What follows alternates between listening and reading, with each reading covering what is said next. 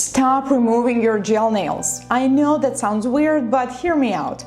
Every removal is potential damage and thinning, and nail techs keep doing it anyway, wondering why their clients' nails won't grow. In this video, I will show you an example on one client and proof that the healthiest thing you can do for your nails is never do gel removal again. This is my client Alex, and when she first came to me, she had acrylic overlay, which looked great, but I thought that the issue here is that application is a bit bulky, and we did gel overlay instead. So I did nude nails on one hand and red nails on another one. And after almost 4 weeks, she came back and it looked like this.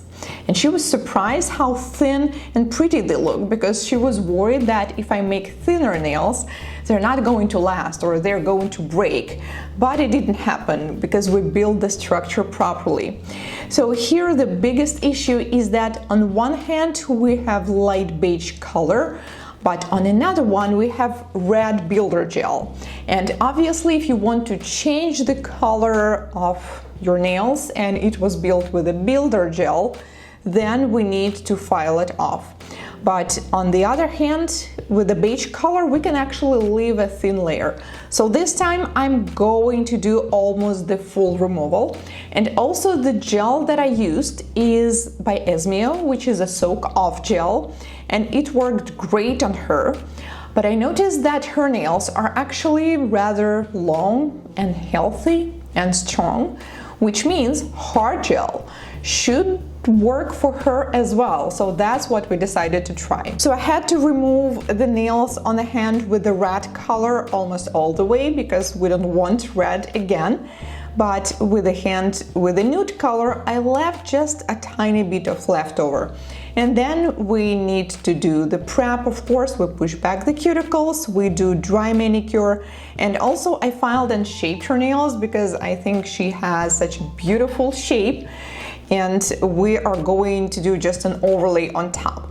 However, there was one nail that was not exactly broken, but there was the product that we used previously to make it look less downwards, and I decided also to change it for the hard gel.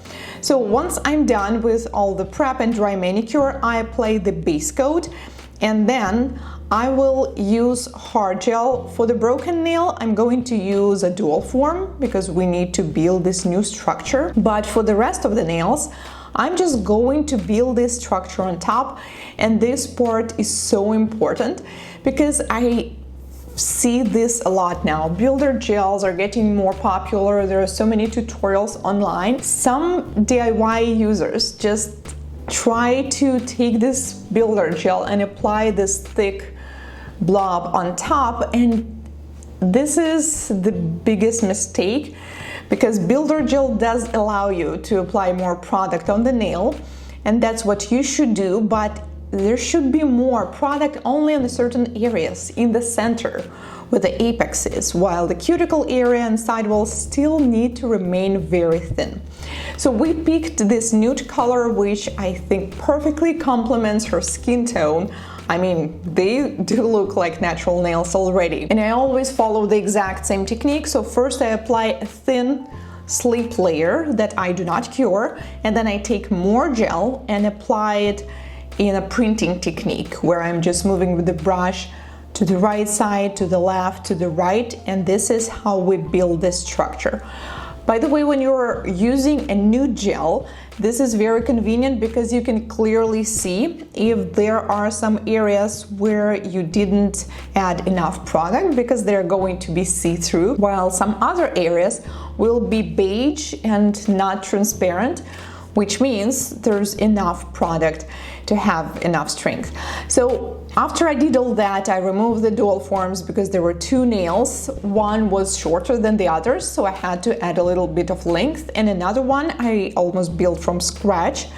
And then I file the nails underneath a little bit, And the best part here is that we don't really need much filing and shaping anymore, mostly just buffing. And now it's time for the best part. Let's do some nail art, and we're going to use Silk Cat Eye gel polish, this time with the light beige color.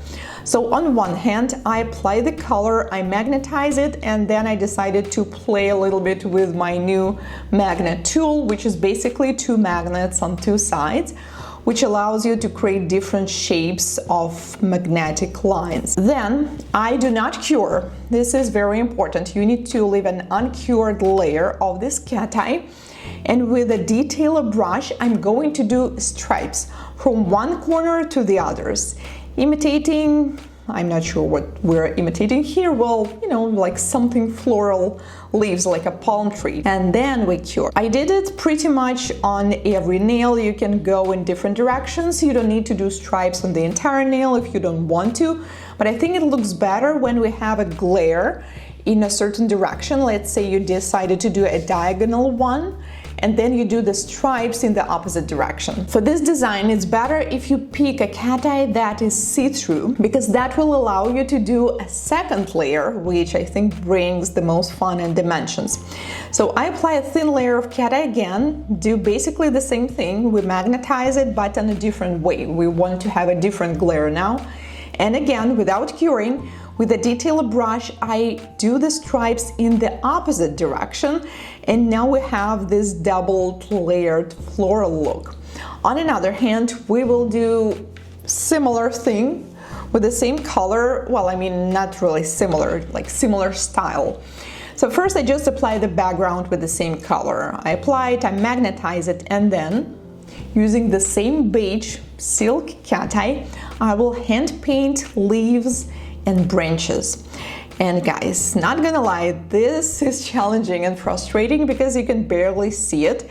So you need to trust your intuition, your skill. I mean, you can practice first, but it's not that hard. I mean, the only concern is that you can barely see it. And then when you're done with hand painting, you bring the magnet and bring this shine, so the glare will be on top of the leaves, and it will be such a beautiful contrast with the background. I wanted to create this design for a while, and it looks so pretty and so fun. Then we seal it with a glossy top coat, and I will show you the detailed final looks of all the designs that we're about to do today, because first I would like you to focus on another thing. And this is when Alex came back after 3.5 weeks. Her nails look like that, and again, she was surprised because this time we didn't make them shorter, they were slightly longer than she normally does. And also she said, wow, they're so thin, but they didn't break. And the best part, they felt weightless on my hands, like she could barely feel them. And that's great, guys, that's the goal. So obviously this time, why should we remove it all, right? The only thing I'm going to file off is the color, because obviously we wanted different nail art this time. So that's the only thing that I did. With a carbide drill bit, I just file off the top coat and the color underneath. And let's take a look.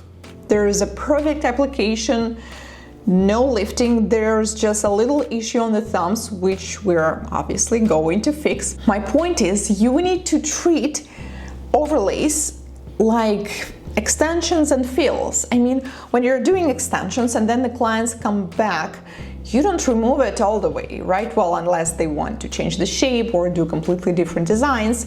Mostly we do fills, right? If they want the similar shape and similar style. And it's the same thing here. I mean, majority of my clients always want pretty much the same things. I mean, it's rare when they switch in between shapes back and forth. Usually when there's a client who's a fan of, let's say, oval shaped nails, they always do this oval shape. So what I'm saying is that when you're doing a full removal, especially with electric nail file, if you're skilled enough to do it carefully and do it in that way that you're not going to touch the nail, that's great.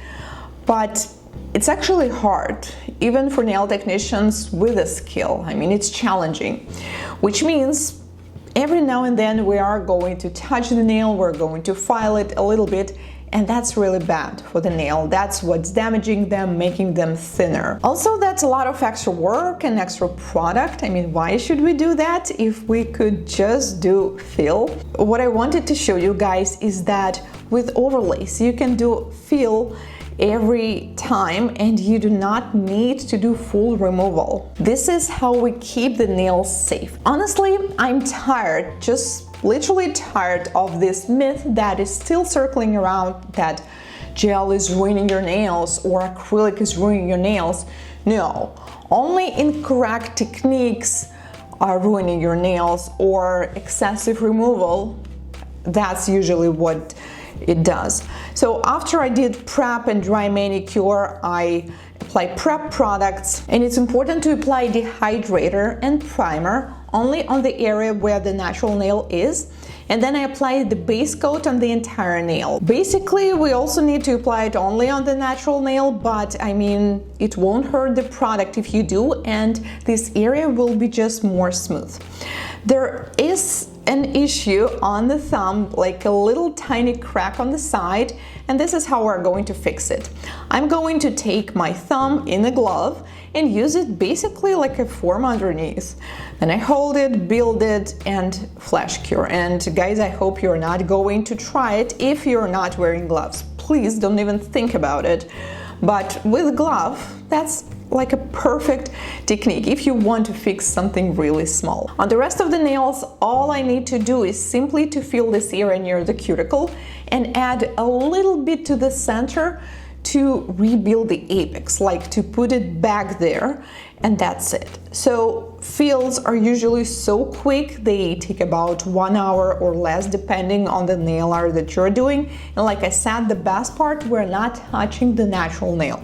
On another thumb, there was the similar issue on the sides, and I did the exact same thing. I just put my glove underneath, build this area with the gel, and then we will need to file and shape it. Because we already have a perfect shape and surface, once again, I don't need to do much of filing and shaping. I just, what I call like retouch, refresh the shape to make it on point, and then I buff the surface. And also this time we decided to do an experiment with Alex, and don't make them shorter again, like keep the length, because I mean, her hands, her fingers are just perfect for long nails, and I encourage her, let's just give it a try, okay? If you don't like it, we will make them shorter next time. So this time we're obviously doing nail art again. This green cat eye looks amazing. Also, I really wanted to try this V-shaped magnet that is promising to do this cat eye smile line right away, and it's working. Oh my guys, this was so easy. I mean, I was always skeptical about this special magnets, and because you can actually do it without them, but for that you need to understand how it works, you need to find the right side of the magnet, while with this one you just put it close and that's it. We have the perfect smile line, and I think it looks so great on this exact color. On another hand, we're going to try something different. So I will use a silver silk cat eye and bring the shine to the center, and then I'm going to add the color, which is pad gel, and this is also jelly color, so it's a bit semi-transparent, which is actually perfect when you want to combine it with a cat eye. And at first we were worried that it looks kind of Dracula vibes or like fall vibes because it's kind of dark, but then I realized that maybe it's okay, you know, once we seal it with a glossy top coat, it actually looks so pretty, like this, like a red ombre. Time for the final reveals and to pick your favorite nail art out of these four. So please let me know in the comments which one you like the most. First, we have this palm leaves, trees, stripes, cat eye nail art, and then we have this floral with the leaves. I think this is probably my personal favorite because it looks kind of simple but so elegant. And then we have a green smile lines, which also I bet is going to look great on many colors, especially the darker ones. And finally we have this elegant moonstone with the red ombre. Please vote for your favorite down below, and I will see you in my next video.